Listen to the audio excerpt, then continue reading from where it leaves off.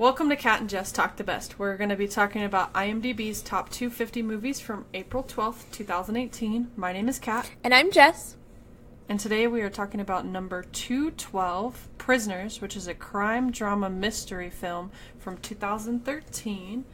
And this has an 8.1 on 514,978 votes. Oh, so more than last time you wrote the notes. Yeah, it's gone up a little bit. That works. Like 500, so it's not bad. No. Spoiler-free synopsis. Keller Dover faces a parent's worst nightmare when his 6-year-old daughter Anna and her friend go missing. The only lead is an old motorhome that has been parked on their street. The head of the investigation, Detective Loki, arrests the driver, but a lack of evidence forces Loki to release his only suspect. Dover, knowing that his daughter's life is at stake, decides that he has no choice but to take matters into his own hands. The director is Denis Villeneuve? I don't know. Apologies if I messed that up.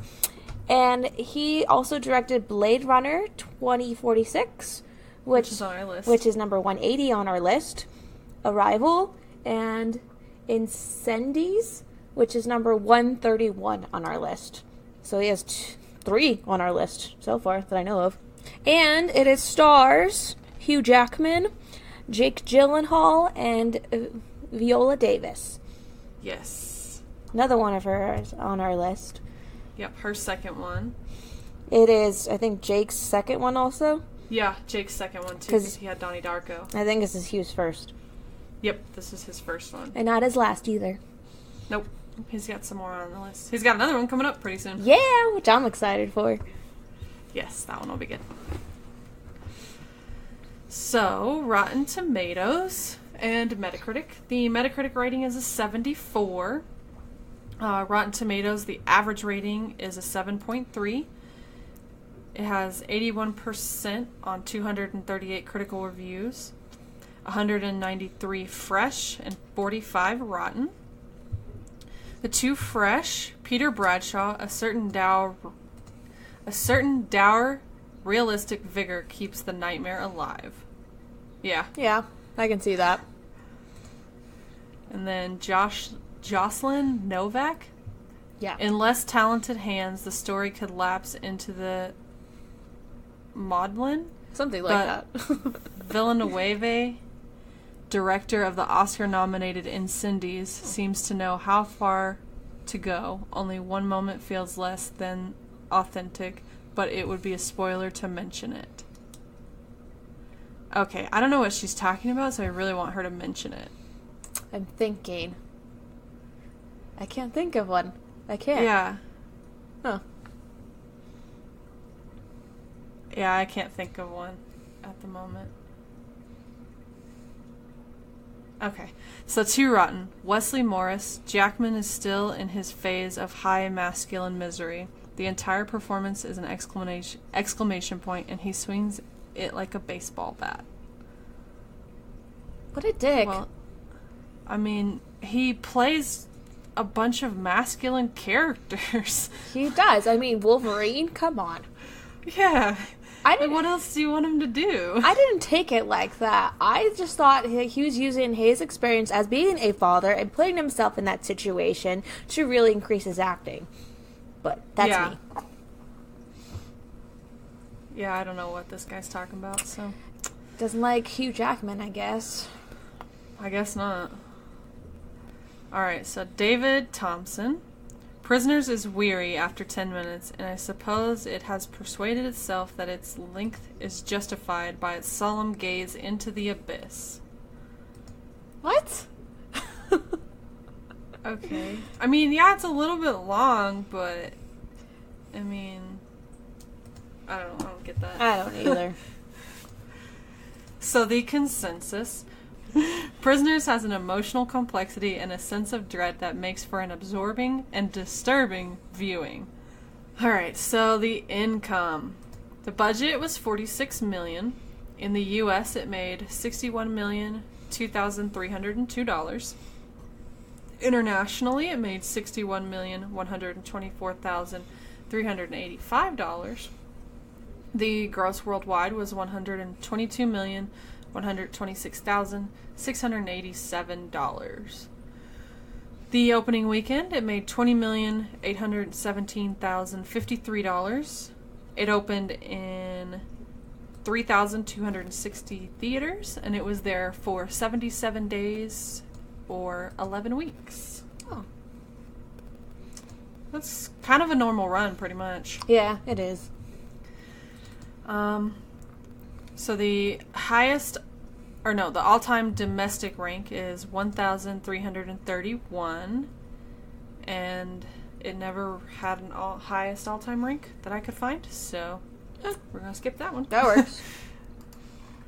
So the awards, it did have one Oscar nomination, but it didn't win, so there's that. I think it was for cinematography or something. Yeah, I think so. That would make sense. Or maybe makeup, because they did really good on the makeup in this one, but I don't think it was... Yeah, I think it was cinematography. Yeah, so I don't... There, with what else came out in the same time as this one did, there's not really much that it could have beat for makeup, so... Yeah, that's true. So, the Academy of Science Fiction, Fantasy, and Horror Films, it won Best Makeup. The ASCAP Film and Television Music Awards won Top Box Office. Awards Circuit Community Awards. It's an honorable mention for the next 10 Best Picture contenders. Except for, I don't even think it was nominated for Best Picture. No, it wasn't. So the Golden Schmoes, Most Underrated Movie of the Year, and Biggest Surprise of the Year. I can definitely see both of those. I can too. I can. Even though I called it. But, because I paid attention. Oh, there you go. Hollywood Film Awards, Best Supporting Actor of the Year for Jake Gyllenhaal. Hollywood Makeup Artists and Hair Stylists Guild Awards, Best Contemporary Makeup Feature Films. And then National Board of Review, it got an award there for Best Ensemble. So just the whole acting cast. And then Top 10 Films, it got that as well. And then New York Film Critics Online, Top Films of the Year. And that's all the awards. Nice. Yep. So initial thoughts. You literally just got done watching it, so you want to go first? Okay, so this was intense. I'm not going to lie. It was pretty intense. And I'm really glad you told me to pay attention very carefully, or else I would be like, what? Yeah. It's you have to pay attention with this movie, or else you're going to be like, okay, wait a minute. Shouldn't I have caught that earlier? So. Yeah. And I was like, come on, people. I felt like I was ahead of the people in the movie, because I was paying attention. Well, and because we get a whole bunch of different sides of things, whereas the people in the movie only get their one view, so I know. That. I know, but some people should have been paying attention better. I'm like, come on, you saw this earlier. Think, man. I really liked it. I didn't know what to expect from this at first. I was like, okay, Hugh Jackman, Jake Gyllenhaal, okay. Solid too. Yeah. Viola Davis didn't really have that big of a role in this, if you think about it. No, she didn't. She was pretty small of a role. I think Terrence Howard had a bigger role than Viola Davis did, but Viola Davis is a more demanding presence when she's on the screen in any movie, so I think that's why she got third billing. I agree. I do. Yeah, I really liked it. I'd definitely watch it again. Oh, yeah. I have already seen it twice. Because I really, really liked it the first time I watched it. And then I was like, you know what? Sean would really like this movie. So I turned it on one night because I wanted to watch it again. And I knew that he would like it. So I watched it again. And then he told me that I'm not allowed to put on good movies right before we go to bed again. Because we were up till 12:30. Oh, yeah. I got to make Logan watch this because I think he'll really like it. Yeah. Yeah, I enjoyed this one a lot. Definitely gonna add it to my little playlist of favorite movies because I enjoyed it a lot. Agree. Definitely. Nice. I think that's all we've got. Yeah, I think so. Spoiler alert! Spoiler alert! Spoiler alert! Spoiler alert!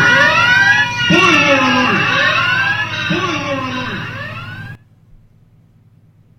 That was your warning. If you haven't watched the film yet, then stop listening and come back after you've watched it. So, we start off with, like, it's a snowy forest is what you see, and then you hear Hugh Jackman saying some scripture. It's a prayer. Okay, I was like, I think it's scripture, but I don't really know. I was like, I got you. It was the Lord's Prayer. Okay. Yeah, see, I got you. Thanks. So, him and his son are out deer hunting. His son's name is Ralph, and his name is Keller. Yeah. And so, they're out hunting, and Ralph, my guess is that this is his first time actually shooting the deer, from what it seems like. Or, like, he's first few times, based on how he reacts and is kind of upset when they're in the car on the way home. Yeah, I would agree with that. But then, so we hear that they're really not doing great in the money department. No. So they're, like, leaving their house because they're going to go to one of the neighbors' houses. So everybody's leaving, and that's where Ralph is like, well, can I have a car? And they're like, no. You're like, no, we're barely trying to make the mortgage, so. Yeah. Yeah. It's like, and this is for Thanksgiving, too. Yep, they're going over to the Keller family, or no, they're going over to the Birches, yes, which is Viola Davis and Terrence Howard, their family, for Thanksgiving. Yes. And so they go over there, and the kids are outside playing, and we see this RV. Before the kids go outside and play, we see this RV come and park in front of this house, and then when the kids are outside playing while the adults are cooking, the little girls, because there's an older boy who is Ralph, and then there's an older girl. Yes. Her name's Eliza. There we go. It's like they only said it like 2 or 3 times, so I couldn't remember her name. Yeah. And then there's Anna, which is the younger girl, and then... Is it Anna or Hannah? Anna. And then the other girl, they didn't really say her name either. I don't remember what her name is. Her name is Joy. Joy, okay. Anna and Ralph are siblings, and Joy and Eliza Yeah. are siblings. And so they're all outside playing, and the 2 younger girls go and, like, jump on the RV, and are, like, playing on it. And there's somebody in there. We don't see him yet, but there's somebody in there. Yeah, and they're like, what are you doing climbing on this RV for? Yeah. And then, so we kind of see a little bit of the Thanksgiving dinner. Not really much, because that's not what they're focusing on, but they do have their Thanksgiving dinner. And then afterwards, Franklin, which is Terrence Howard's character, yes, he's gonna play the trumpet. Badly. Yeah, very badly. I was like, I could play trumpet better than that. Yeah. So he's playing the trumpet and entertaining the adults, and the 2 younger girls, they're both like 6-ish. Yeah, I would say about 6, 7.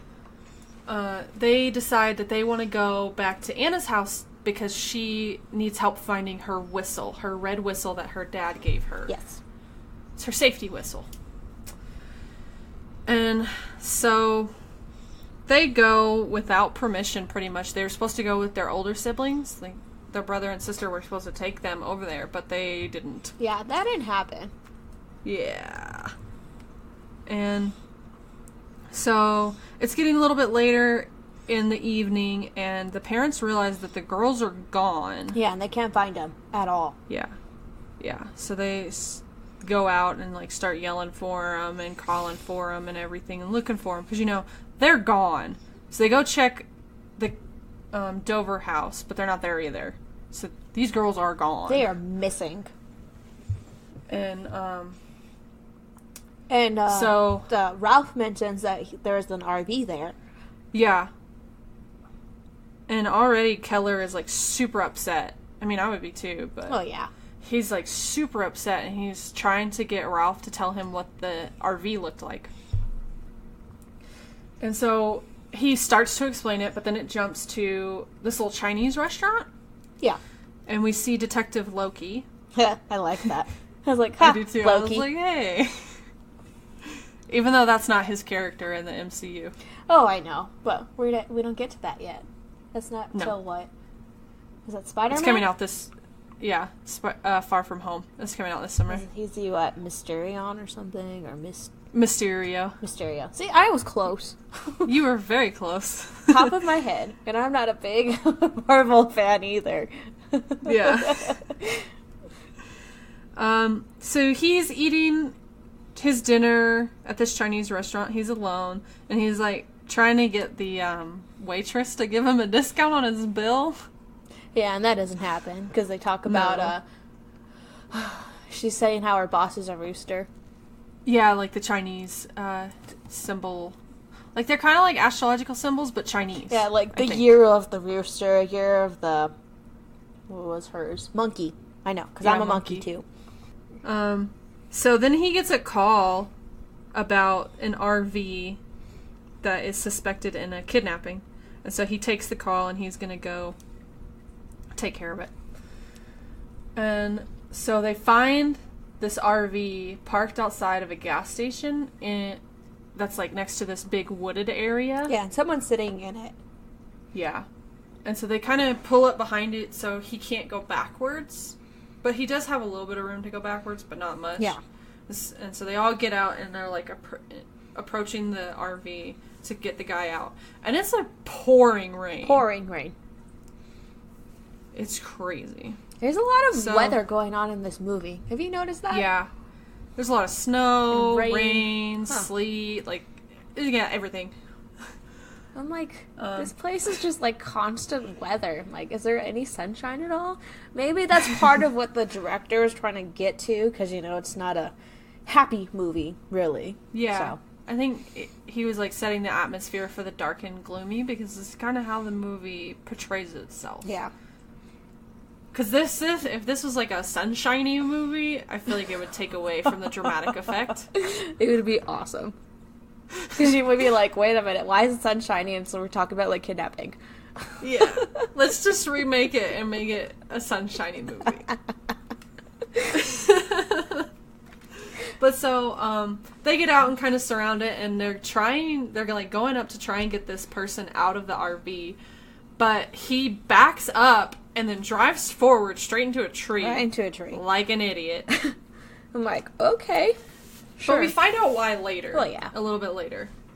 So, they, the driver's name is Alex, and he is taken in for questioning. His name is Alex Jones.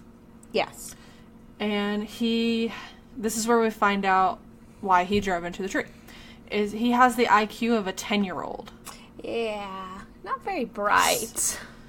So, I mean, later, Keller asks a really good question. Why does he have a driver's license if he's got an IQ of a 10-year-old? But, I mean... I'll get into the psychological aspect of that later when we talk near the end about it. But, yeah. Okay. I was like, I know why he's stuck in that mindset, but we'll talk about it later. No, I know why he's... Into the movie, I know why he's stuck in that mindset, but I don't understand why he has a driver's license. I don't know. I mean, they just hand out driver's licenses half the time, I guess. I mean, that's pretty true. But yeah, I understand why he is the way he is, but this is just, I don't understand why he has a driver's license. No. So, Loki is questioning him and trying to get him to tell him where the girls are, and he won't. No. He just keeps saying, don't touch me. Yeah. Please don't touch me. And the RV's being searched, too, while he's interrogating him and everything. And Yep. And then Detective Loki goes and talks to Alex's aunt. Yes, his aunt. Her name is Holly. Yes. And she tells the story about how she raised him after his parents died. Like, her and her husband raised him. Yes. And her husband has gone missing. Or, like, never come back. She figured he's just ran away, pretty much. But they took him in when he was 6 because his parents died. And then she says that his uncle left a few years prior to this, like this time, because they had a domestic dispute, and so he just never came back. Yeah, he is gone. Yeah. And they don't find anything about the girls being in the RV. No, they're searching in the woods, too, for the girls. Yep. And I like, because a lot of times when you see in, like, police movies and police TV shows how they're searching the woods, it's never the way they are supposed to search the woods. Or supposed to search an area where they have a person every, like, 2 feet from each other, so you have this area to look. I like how they actually did this search correctly. Because a lot of times they just have, like, 3 people in the woods looking. You're like, how are you going to find anything? No, it's usually a lot of people. Yeah, that's how normal, like, regular searches are, but then there's sometimes in movies and TV shows where they have, like, 3 people, and you're like, what are you looking for? Like, how are you going to do anything? It's like, that's why they're called extras. They don't need a speaking part. They can just be part of the big, massive group. Shoot, pay me $100 for an hour, and I'll come out there and I'll look on the ground like I'm doing something. Exactly. There you go. There's my offer, everyone. You can hire me whenever. So, we see Loki talking to the Birches, and Mrs. Birch, which is Viola Davis's character, she gives Loki pictures. Yeah. More updated pictures of Joy, because she thinks that they're better and can use to identify her easier if she is found. It says it shows her eyes better. Yeah, that's what she says. And then she goes over and talks to the Dovers, and Grace, which is Miss Dover, she's asking if they passed the lie detector test and everything. And Loki seems kind of distracted throughout a lot of this movie, which I feel like that's how cops are sometimes when they have a big case like this. They're just getting tugged in so many different directions that they're distracted. Yeah, I would say so. I would agree with that statement.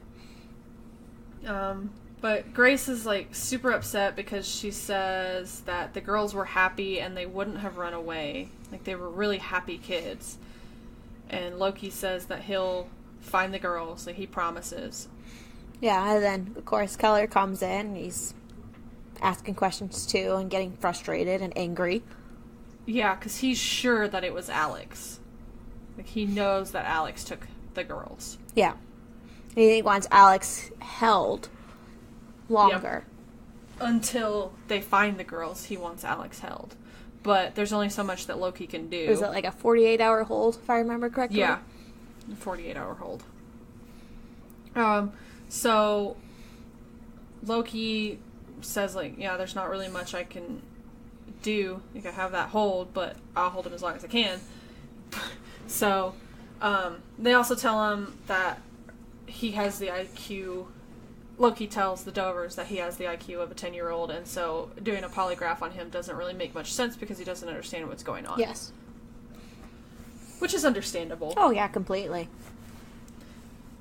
And Loki does ask the captain to hold him longer, but the captain's like, no. Yeah, that's not going to happen. Yeah. So, Loki he's going to go talk to the sex offenders that are around the area. Yep, within a 10-mile radius? Something like that. I forgot the number. Yeah, I think it's 10 miles, because I think that's, like, the standard thing. You talk to all the sex offenders and convicts in the area within a specific area. Because, I mean, there's only so far that kids could have gone. By themselves. On their own. Yeah. So.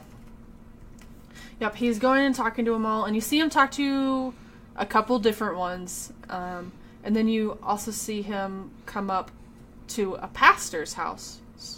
Is a pastor and a father the same thing? No, they're not. Okay, well, he comes up to the father's house. Yes, which is a priest. Yes. So, he, like, looks in the window, and he sees that the priest is passed out on the floor. So, of course, he barges in, thinking, he's, like, hurt or dead or something. Yeah. He has, probable cause. Yeah, probable cause to go in.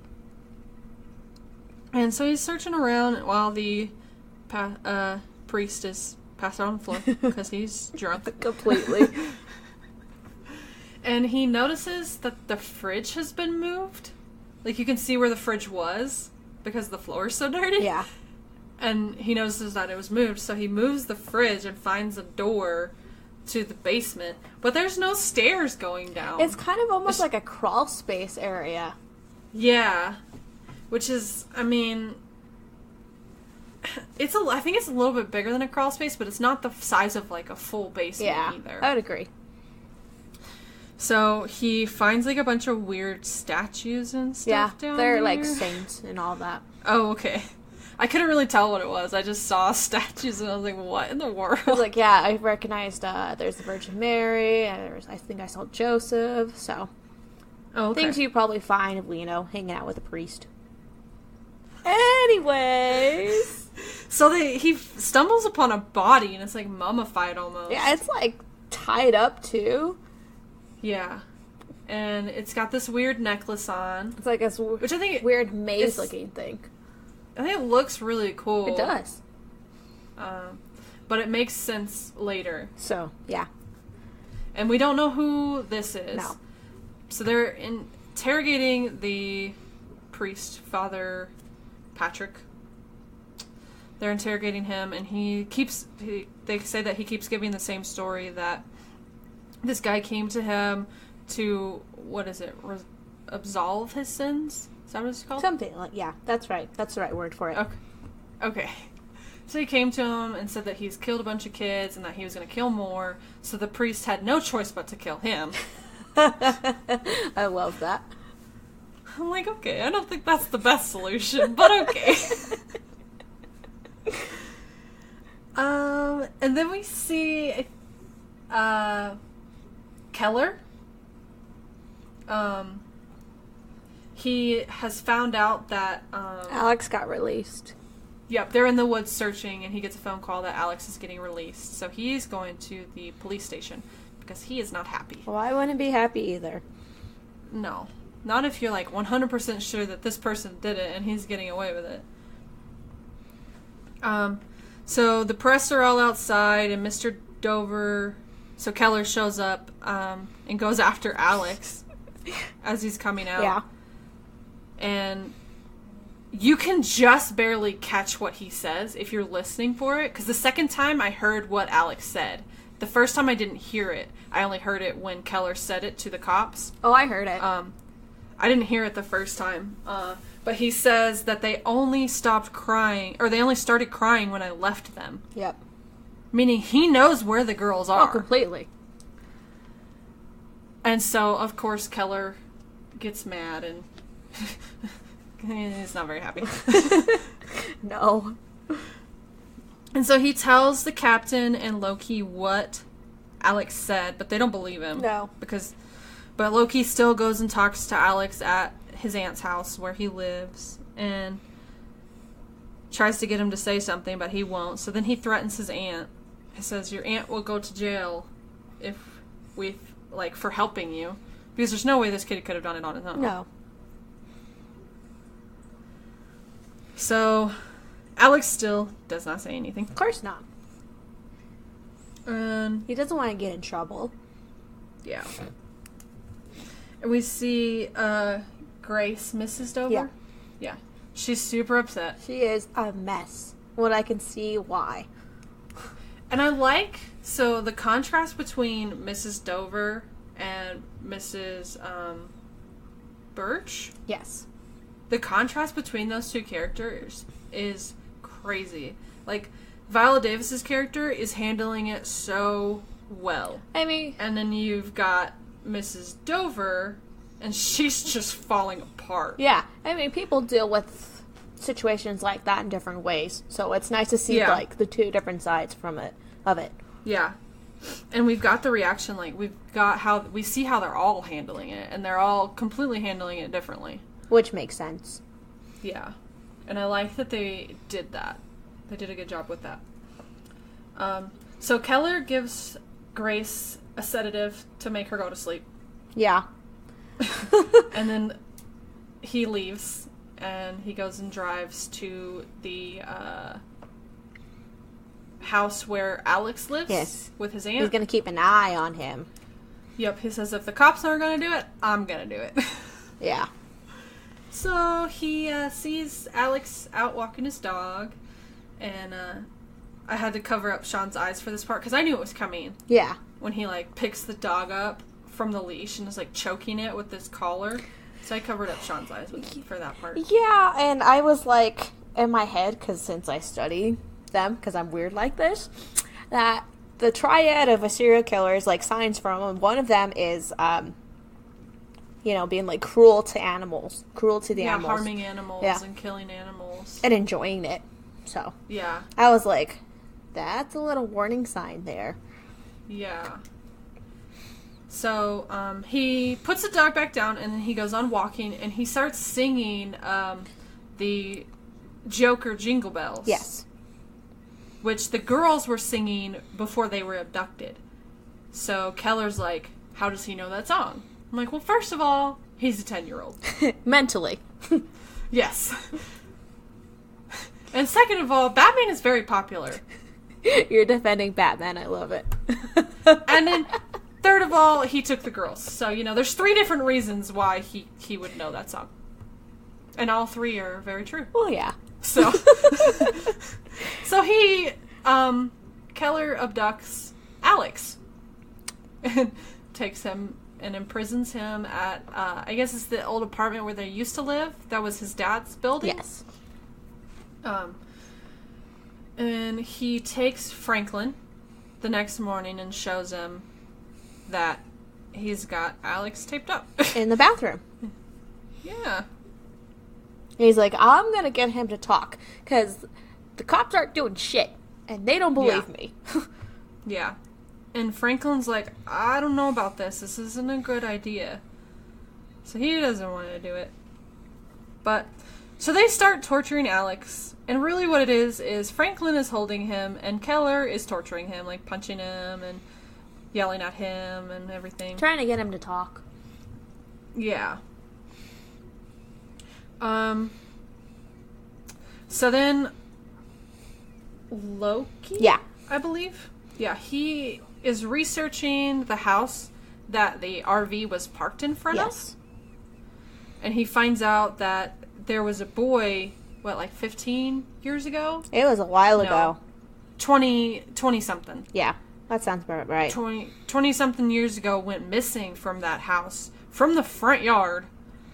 And the mom moved out and just crazy. Well, she's not crazy. She's just kind of mourning.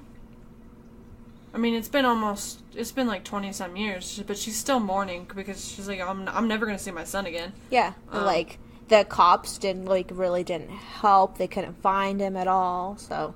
Yeah. She has no answers. No, but she does say that whoever took her son, Barry, took the girls. It's the same person. Yeah. So they find out, they try to get some more information from Father Dunn. So the priest guy. Yes.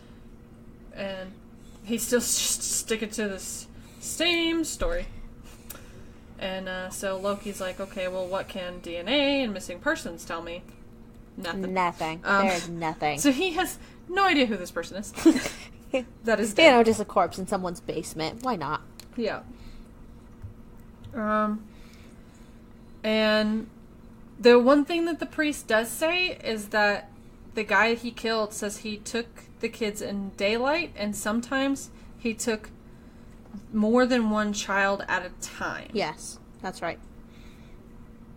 And then there's some more torturing of Alex, trying to get him to talk. He's literally, like, beating the shit out of this kid. Yeah. And I feel like we have to refer to him as a kid because he's got the mentality of a kid, and he looks like a kid, even though he's probably, like, 25, 30, somewhere in there. Yeah. You know that actor? I was going to talk about this. That actor is also in 12 Years a Slave. Oh, really? Yeah. So we'll see him again.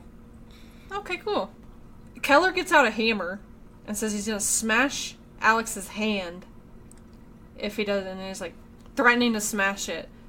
And instead, he smashes the sink. Yeah, he just goes, like, just yelling at him, just smashing that sink up. He goes ape shit on the sink. Pretty much. That's the best explanation for that. I would agree. So it's been 4 days since the girls have gone missing. And there's a candlelight vigil. Yep. And Franklin comes up and he's with his wife and his daughter, and he just breaks down. He loses it.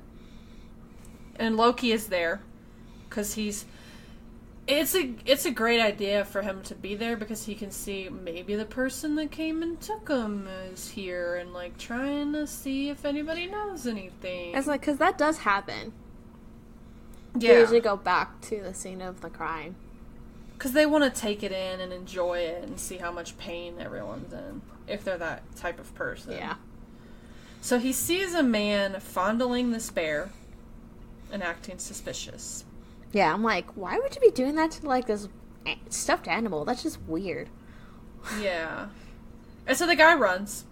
And this guy has a few movies on our list. He does. He's in quite a few, and he's always some kind of weird psychotic person. I just remember him from, is it Batman Begins? The Dark Knight. So the guy runs off. Yeah. And Loki chases him. Because, someone's running from the cops. Yeah. Obviously the cops are going to chase him. It's like, that's not suspicious at all. Yeah. So, they're chasing him and running over, jumping over fences, and gets to this tree house, and Loki can't find him. He's, like, looking around and looking up, and the guy jumps down from the tree house. Yeah. And then books it, and so Loki loses him. And then we see the news report that says they have a new suspect, and there's the little sketch of this guy. Yeah, I'm like, that's a pretty good sketch for not seeing him very much. Yeah. Well, he got a pretty good look at him at the candlelight ceremony thing. Yeah, that's true. I mean, if you're trained cop, you'd be really studying someone's face if you think they're up to something. Yeah. And he was right there down in front of the candle, so his face was lit up pretty well. Yeah, that's true. So, I think because it was Loki getting a look at him and probably doing the description for the sketch artist, that's why it's such a good sketch.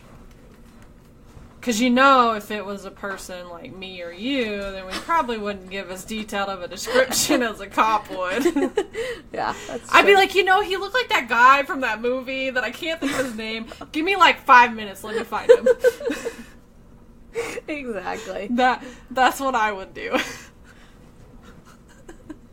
We're a mess today.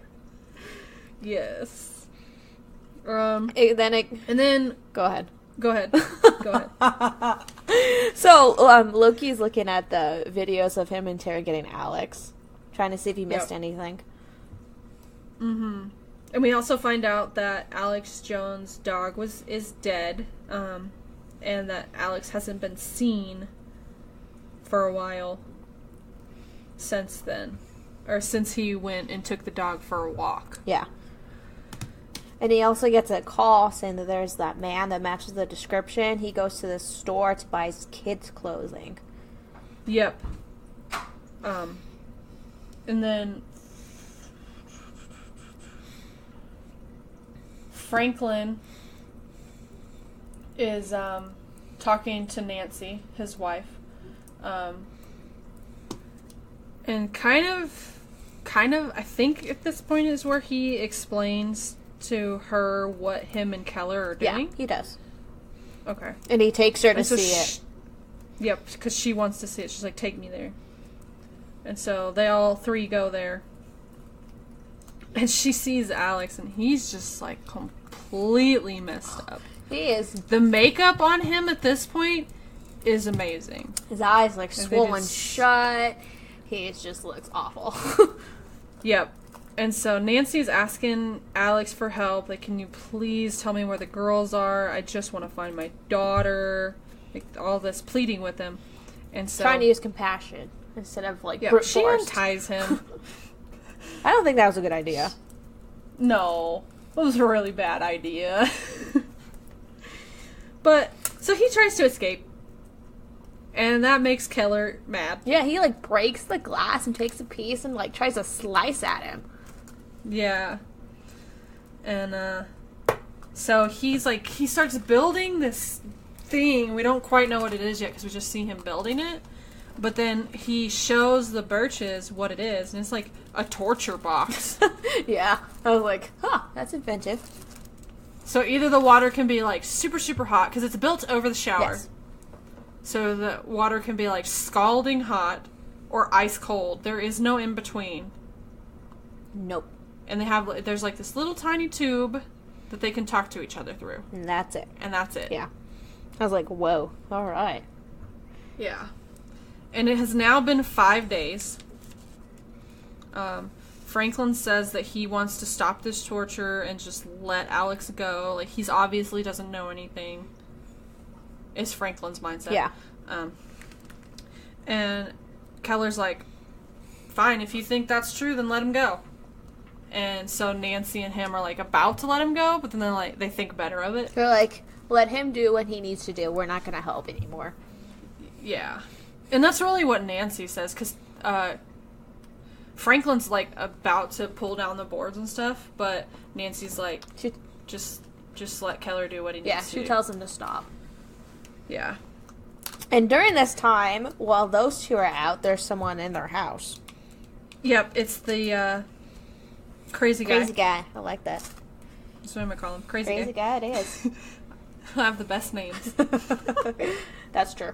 I love him. So he's sneaking around both of the houses. Yes. Both houses. And I thought, like, I really, really thought that he was about to take Eliza. Or do something to her. That'd be bad. Yeah. I really thought that something was about to happen to Eliza. But we find out that nothing happens. And because the Birches get home and they're like, they come in and they're like looking for her.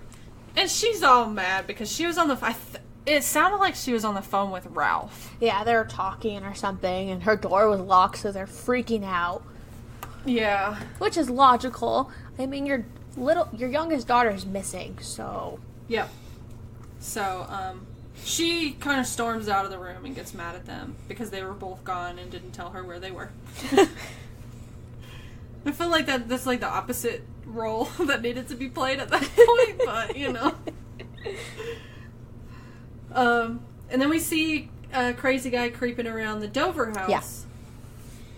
Yeah. And,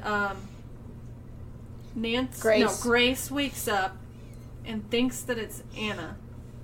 Thinks that she came home. Because she hears some noises. Yep. And she goes and sees that Anna's window was open. And it wasn't open before. Yeah.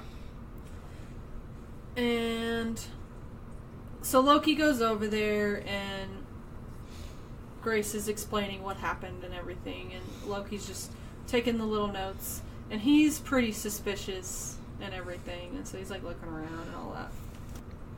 And she shows him the basement too. Oh yeah, that's right. I wrote down basement, but I couldn't remember why I wrote down basement. Yeah, he's just trying to search everything. She shows him the basement, saying how the kids aren't allowed down there. And he sees down there, it's like kind of like a prepper basement. Yeah, like a doomsday prepper. Yeah.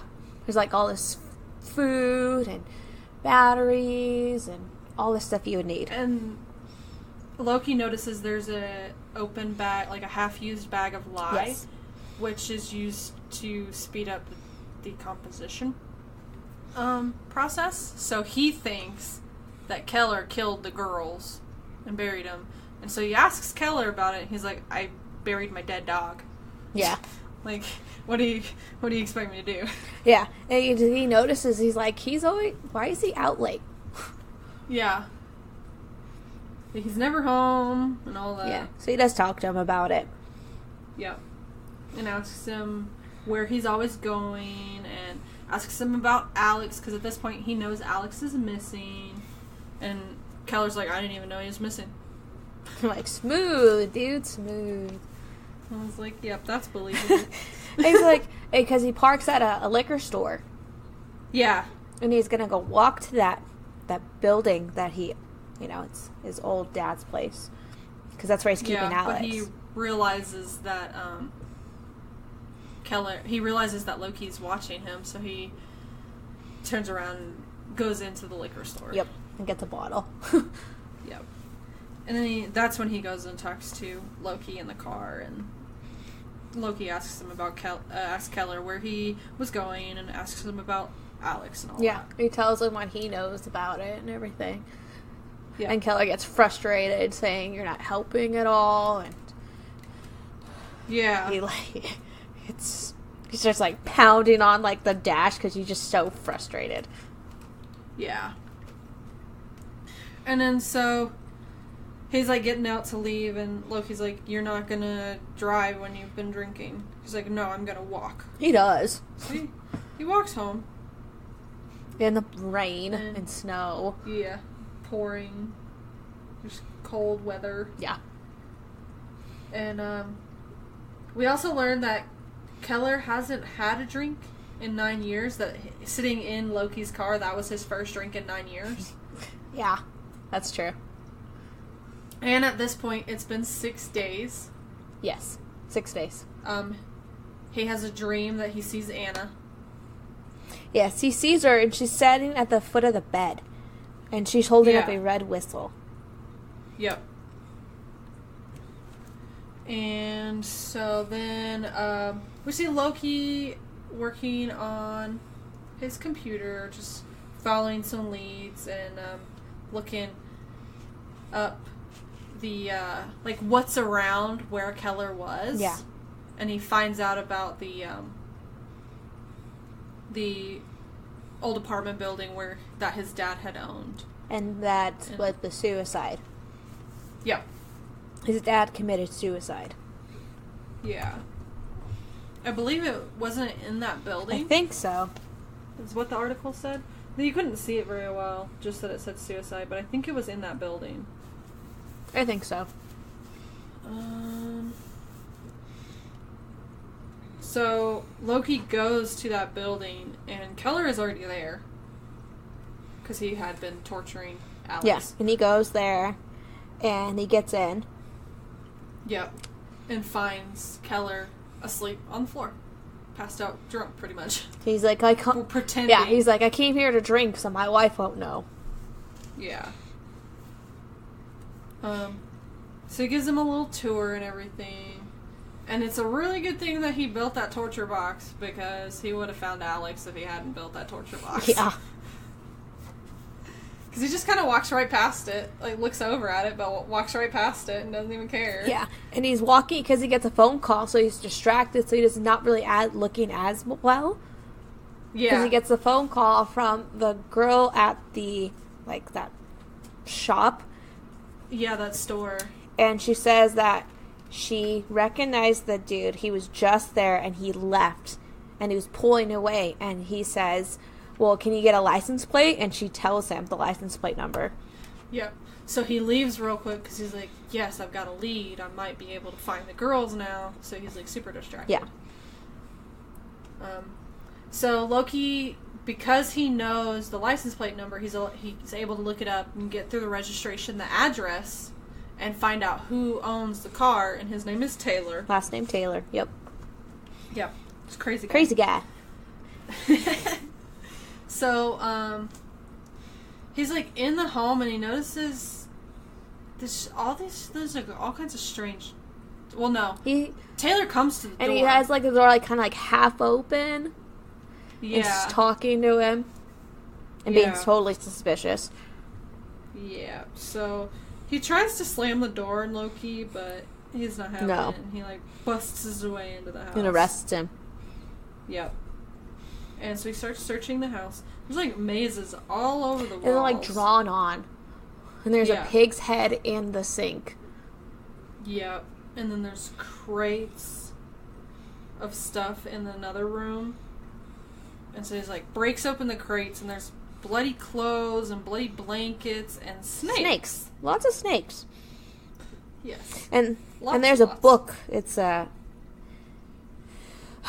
a book. It says If you finish the maze, you can go. You can go home. Yeah.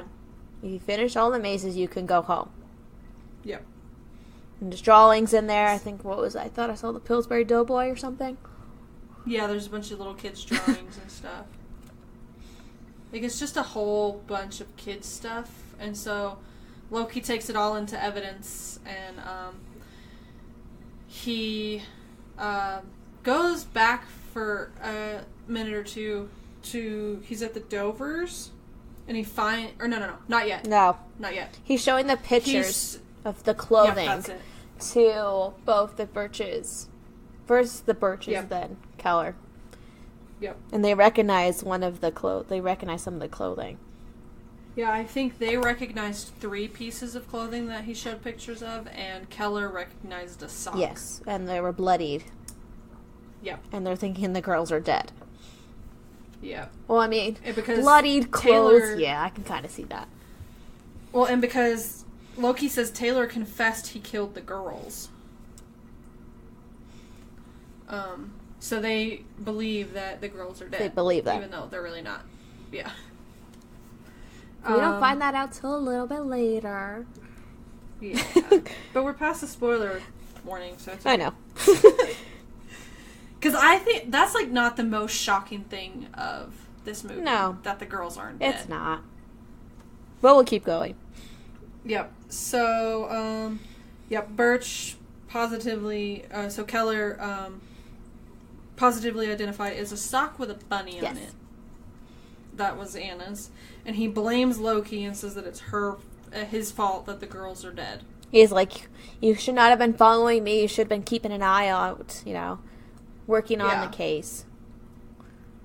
Yeah. Okay, so before that, Keller is at home, and he's in Anna's room, and Ralph's in there too, and Ralph's just like sitting there upset, and he's saying that Eliza told me that the girls were dead, and Keller's like, no, we're gonna go find them, because he doesn't believe it. And then it jumps to Taylor's working on those mazes in the interrogation room, and he's working on it for like hours. And Loki goes in frustrated. He's like, well, what are these about? He like slams his head on the table. Yeah. And so he gets up, and Taylor gets up, and he somehow manages to get a hold of Loki's gun. Yeah, because the cops come in because they're like, whoa, you can't be slamming people's heads on the table. Yeah.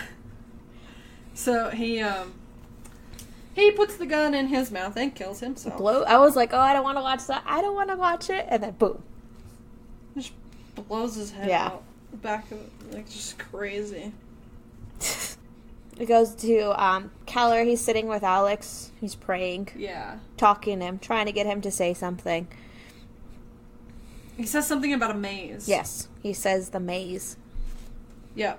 And so Keller goes to Alex's aunt's house. And talks with his aunt. Yeah. And she makes, like, she says something about the accident and why he is, like, the way he is and everything. Like, he had an accident when he was little and all this and that. And he says he has a fear of snakes. Yeah. I was like, that's a little bit suspicious. Just a little bit. I wrote that down. I was like, that's something. That is something.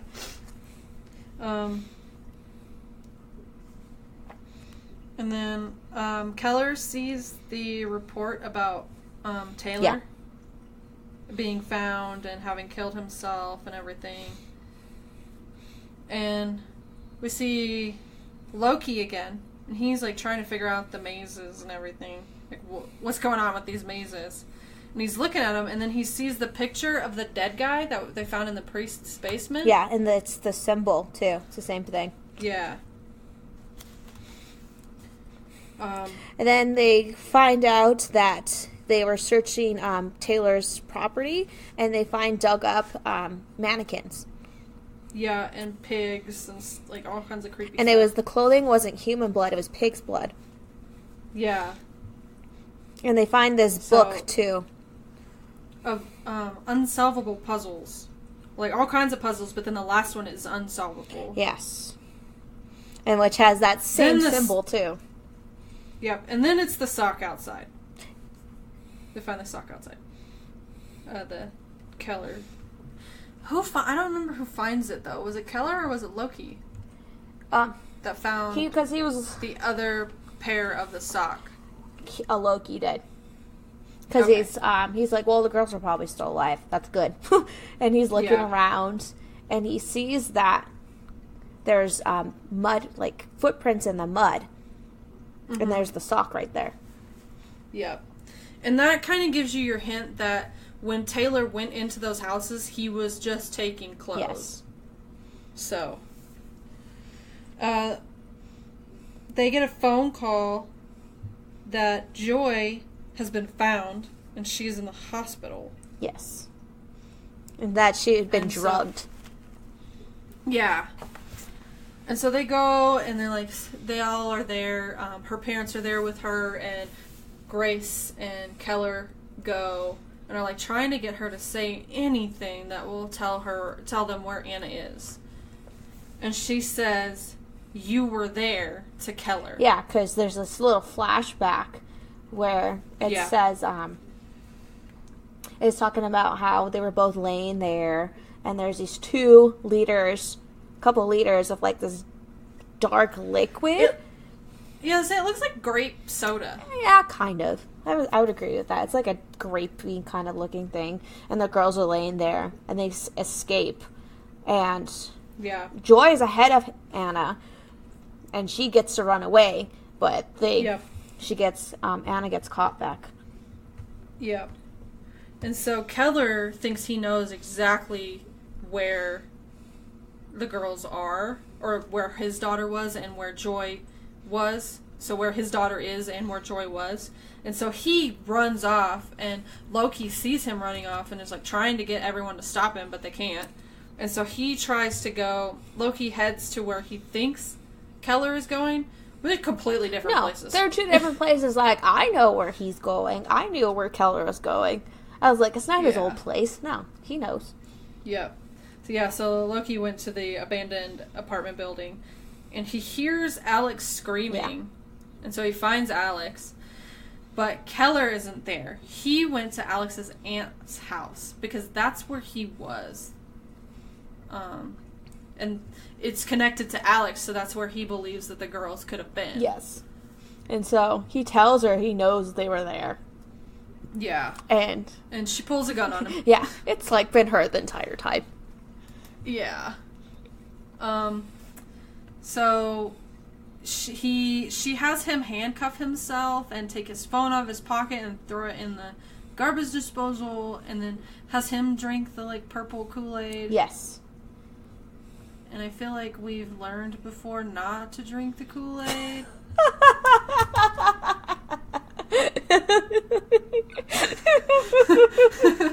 Oh, good old cults.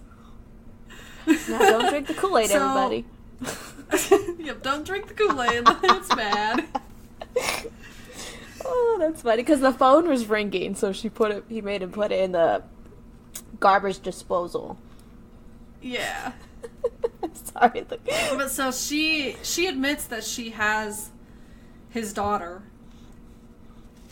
and she says that you'll see your daughter again. She's lying, but he's like, the only way you're going to be able to see your daughter if you drink that, because that's your ticket. And she's telling him how her and her husband used to take kids, and even Alex is one of them. Yep, she says that Alex was one of them, but there was something about him that they just decided to keep him. Instead of killing him. So, she tells all about the kids, and then she takes him outside. Oh, and she also tells about how her husband disappeared, and how it took her longer to be able to take the kids, but she was still taking them. But she just needed extra help, and that's where Alex comes in with the RV. Yes. Is that he would go take them for her, and then she would torture them, kind of. Whatever the heck she does. She makes them do weird stuff and mazes and drink the purple Kool-Aid that you're not supposed to drink. She's a very weird, strange lady. Yes. So they go outside. She's like making him go outside, pointing the gun at him and everything. And he has to move this car, And there's this deep hole. It's like probably like 6 feet or something. And there's like this little cave down there. Yeah. And she makes him jump down and then she puts the car back. Well, actually, he says to her he's not getting in that hole unless she shoots him. Oh, yeah, so he does shoot her. She does shoot him. Yeah. And she says that Alex didn't do anything, that he just wanted to give them a ride in the RV. Yeah. It was all her idea. All her. Yeah. Crazy lady. And then so she gets back in the car and covers up the hole. So that way nobody can really find and him, she takes... because the hole's covered And up. she takes his truck and, like, goes and hides it somewhere. Yeah. And then... and you see, he's down in that little cave area, and he has a tiny little light with him, and he finds her whistle. Yeah, the whistle that Anna had been looking for. Anna and Joy went looking for. So they found their whistle before Alex abducted them, but they didn't use the whistle. I felt like they found the whistle before... never mind. No, go ahead. Well, I was saying that they were looking for her whistle at her house, and they found it, and then they were kidnapped. And then the whistle was down there with them. Yeah, but, like, why didn't... Like, when they were being kidnapped, why didn't they use the whistle? I guess they just trusted Alex too much because he was so much like a child. I can see that. That's probably what it was. I can see that. Okay. Solution, we found it. There we go. So, Loki shows up at the Jones place. And, so we see Loki, he's outside, like, trying to figure out how to get in, and then Holly is back, and she's, like, goes into a locked room, and we see Anna. This is the first time we've seen her since the beginning of the movie. And she's on the floor. Yeah, and she's, like, she's pretty drugged up. It looks like she's pretty drugged. And Loki enters the house and sees an old picture of Miss Jones and... It's actually it's Mr. Her husband. Her husband. And he's... In the RV. And he sees that he's wearing that maze emblem. Yeah. And he's like, haha, like, oh, connection. That's who this guy is. And so he hears a noise and, like, goes creep into it. And Holly, Miss Jones, Holly Jones, that's her name. I never said her first name. Yeah, you did. Because Yeah, you did.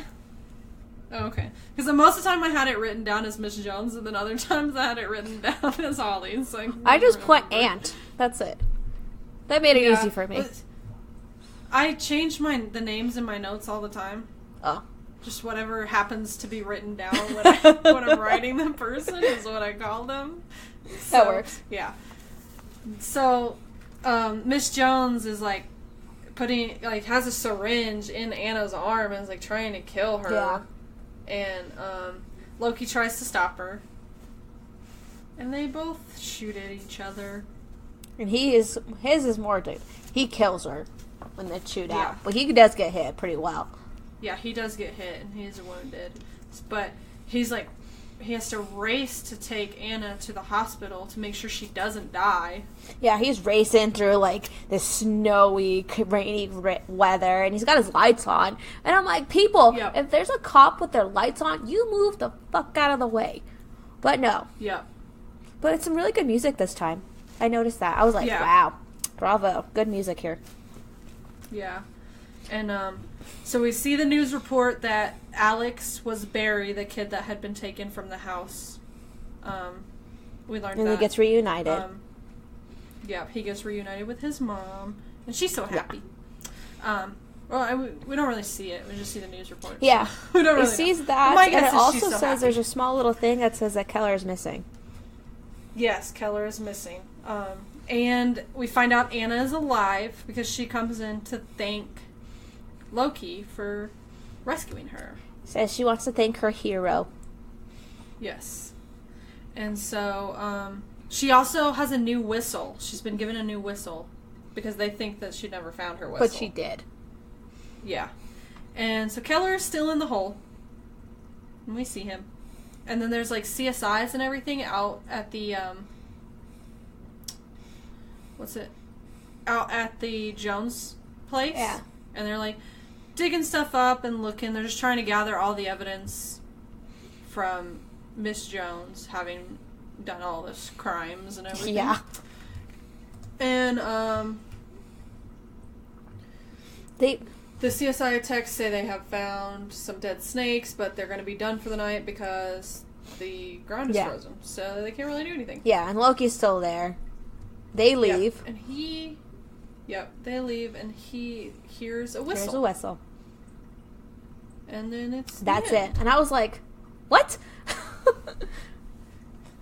Yeah, I said that too. Did you end it like that? Like, I'm pretty sure that they found Keller, but they don't show that Loki found him, so... Yeah, that's why I was like, what, are you not going to show it? I mean, okay, but... Yeah.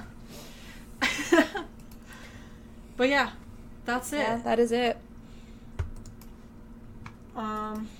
So the composer for the music for this was Johansen?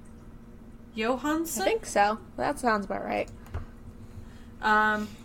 He got started in 2000 with the Icelandic Dream, and he is known for Sicario from 2015. He's the composer for that. The Theory of Everything from 2014, he composed that as well. And then Arrival, which the same director, from 2016, he composed that as well. So they've worked together a couple times, the Johan and the director... I don't know how to say his name. Oh, I know. I was like, I thought I knew how to say it, but I guess not. Denis Villeneuve? Villeneuve? Something. I don't know. Something like that, yeah. But they've worked together before, so... I think this might have been one of their first times working together, but I don't know for sure. But, it is this music is suspenseful when it needs to be, and then it's also got the sad notes to it when it needs to, and he just did a good job with this score. I would agree. So. Definitely.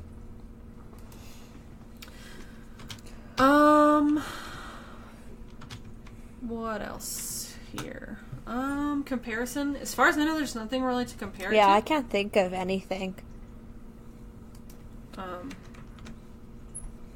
So we're not going to do a comparison because there's not any. So go ahead with the trivia. I mean, there's not much trivia to go off with this movie, actually. I mean, there's this one about in Norse mythology how Loki's a god, right?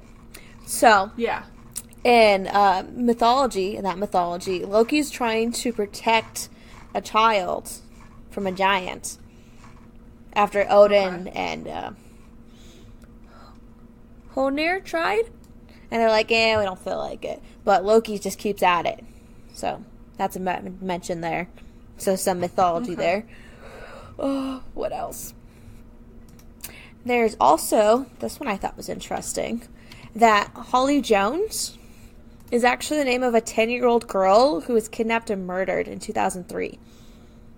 Oh, wow. Yeah. I was like, oh. Like, now that is interesting. Yeah. Yeah. It's kind of crazy. A little crazy. I think they did that on purpose. And yeah. Kind of based the story a little bit off of something real. Anything else? There's really not much in this movie. And it just says that, it does say on the bottom of one of the things, it says like 2013. But this film, it seems like it's like way older. Like the time setting is way older than 2013. Yeah. Just looking at like some of the technology and all of that, especially the cell phones. Yeah, I think the time period in which they're basing it, it's a little bit older. I think it's older than 2013, even though it did say it on one of the pictures. Oh, yeah. Maybe, well, I mean, they did say that they had money troubles, so that could be why it seems like it's older, because they can't afford to have the new phones and stuff, so that could be part of it. Just what it is. Yeah. But it does seem like it's a little bit older of a movie, but yeah. It's probably just the fact that they don't have the money to keep up with the newer technology and stuff. Which I could see. I can. Yeah. I mean, yeah, there's not much trivia to go with this movie. Really isn't. Okay. I tried. So, that's okay. That's alright. So, where it has been on the list before, this movie came out in 2013, so it wasn't on the 2010 list or the 2012 list. But the 2014 list, it was number 246. The 2016 list, it was number 232. The 2018 list, it was number 209. And then as of today, when we are recording, it is number 207. So it's going up. I like that. I'd like it. Which I can... Yeah, I do like that, and I do appreciate it. So previously, number 212 was the 2010 list was Ed Wood from 1994. The 2012 list was Infernal Affairs from 2002, which we have already watched. Yes. The 2014 list was The King's Speech from 2010. The 2016 list was Nausicaa of the Valley of the Wind from 1984, which is our next movie. Yeah. So that one's coming up. Yeah, I'm excited for that one. I love Studio Ghibli. That one's gonna be good. Then the 2018 list, Logan from 2017, which is coming up on our list here pretty soon. It is. And then as of today, when we are recording, number 212 is Amoris Perros from 2000, which is also coming up. Yep, we got some films like those coming up. Yeah. So, okay. So favorite line. I got a couple. This one is always, it's said continuously in the movie, which I like.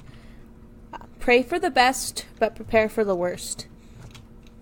Yeah, that is said quite a few times. Then I have two more. Only thing that stands between you and being dead is you. Yeah. I like that line. And then my last one is, because Detective Loki's talking to his captain. He's like, do me a favor, Captain, and shut the fuck up. I love that line. Yeah. Thanksgiving, I have a couple from Thanksgiving, their thing. You killed it and take it into the kitchen.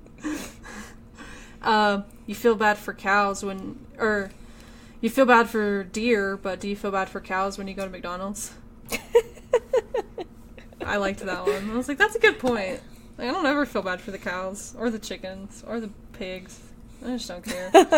Meat is meat. But if it was like a bunny or a deer, I would feel bad. So. Or a lamb. Yeah, like one of those. He's not a person anymore. He stopped being a person when he took our daughters. Yeah, I like that line too. We're not going to help kill him, but we're not going to stop him either. As Viola Davis said that. Yeah, I wrote down that pray for the best, prepare for the worst. Taking children is the war we wage with God. Yeah, I noticed that one. Because her whole philosophy for taking the kids is to see what happened to the adults. Like, how did the adults react to this? And she says they turn into demons. Yeah. So, I think that's all I got. So what do you think, Kat? I think either the pray for the best, prepare for the worst, or taking children is the war we wage with God. Oh, two good ones. Yeah, I think those are my two favorite from this movie. Ugh, those are tough. I can't pick. They're both good lines. They are. Since we both picked it, let's go with pray for the best, prepare for the worst. Alright, that works with me. What's your rating? Well, I'm not giving it an 8, but I'm not giving it a 9. I'm like in the middle. It's like an 8 point. In the middle of It's an 8.5 to me. I'm like, because most of the films are rated as 8s. I'm like, yeah, they're solid 8s. Yeah. But this one was not completely a 9. The only reason why it's not a 9 for me is the runtime. The runtime and like near like the beginning, it was a little lagging in the pacing. It was a little slow there. But then it picked way up. So that's why it's an 8.5 for me. So you're like right there. Right in the middle. I'm with you on the length. Literally the only reason I could not give it a 10 was because it was a long movie and it's a little bit slow to start off. But I'm going to go ahead and give out my second 9 because I just loved it so much. This is exactly the type of movie that I love watching. It's a crime, drama, mystery. Like that's 3 things that I absolutely love. And this just delivered on everything except for how long it was. It's a little bit long. But once you get going, it's nonstop. Yeah, that's true. I had to pause this a couple times just to write things down so I wouldn't miss anything. Yeah, that's part of the reason I wanted to watch it again. Like when you said you weren't ready to record yet, I was like, okay, great, I get to watch this again because there's most likely something I missed. I think that's all we've got for this one. So our next film, like we said just a few minutes ago, is Nausicaa of the Valley of the Wind from 1984. It is a Studio Ghibli movie. Yep. I have not ever seen any of these. I do know what Studio Ghibli is, and I do know that they're all really good movies, but I've never seen them. Oh, they're fantastic. They show them, like, they've been showing them every year at the movie theaters, and I've just been like, yes. Yeah, I've been wanting to go see them, and I was hoping that maybe one of them would line up with when we're going to see them, but I don't think that Nausicaa is in theaters at the moment. No, it's not. Gone with the Wind is, though. Yeah, Gone with the Wind is, but we don't need that one right now. That was like way further in the list. I know, because it's a great movie. Okay, so we do offer premium. If you would like to pay for premium, you will get uncut episodes when they are long enough, like this one. Early release episodes when I have the time to get them out. And a special monthly episode, all for $1 a month. And then if you want a little bit more, if you pay $5 a month, you get all of that, plus you'll be able to pick a movie of your choice to join us every 50 movies. So our special monthly episode for the month of March is Howard the Duck, one of Jess's least favorites. And we did get to postpone it, so she got a little bit of relief. A little bit, but now I have to watch it, and I'm like, God, really? Yeah. It's such a stupid movie. And honestly, I've never seen it, and I know it's really stupid, so I'm not really looking forward to it either. So if I hope that makes you feel a little better. I mean, its rating is like a 4 point something. Yeah, it's a pretty bad one. So that'll be out by the end of March. We'll figure out when we're going to do that one. But that'll be out for premium members by the end of the month. And if you can't support us by becoming premium, you can always leave us a positive written review, or just even a positive review. That helps us out a lot, gets our show out there for people. And if you do leave a positive written review, you will be entered in for the chance to come and join us for an episode of your choice. So yeah, there's that. And we are pretty much everywhere. I did just submit today when we were recording for us to be on iHeartRadio. So within the next 2 weeks, we should hopefully be up on iHeartRadio. And I'm hoping that helps, because I know a lot of people listen to it.